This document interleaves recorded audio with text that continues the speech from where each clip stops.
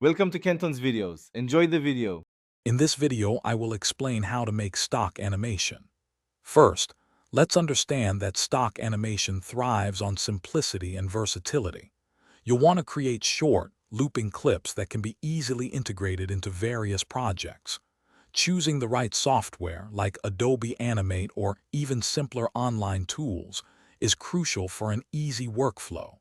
Think about what kind of animations are always in demand. Before you even open your software, planning is key. Start by sketching out your ideas and creating a simple storyboard.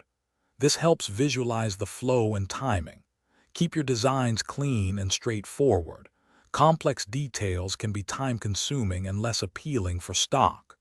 Focus on creating seamless loops, perhaps 3 to 5 seconds long, that can be easily extended or combined. Now for the fun part, animating. Keyframe animation is your best friend for precise control over movement. Don't be afraid to experiment with basic motion graphics, like text reveals or shape transitions, to add visual interest. Remember to keep the animation smooth and the timing consistent. Once complete, export your work in widely accepted formats such as MP4, MOV, or GIF, ensuring broad compatibility for buyers. Finally, it's time to share and potentially sell your creations. Upload your finished animations to reputable stock media websites like Shutterstock, Adobe Stock, or Getty Images.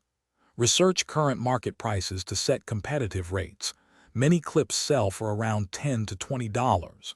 Consistency in uploading new content helps build your portfolio and visibility. Remember to check the description for a link to the new Kindle Paperwhite and other great deals to enhance your creative journey. Thanks for watching. Consider subscribing if we helped you.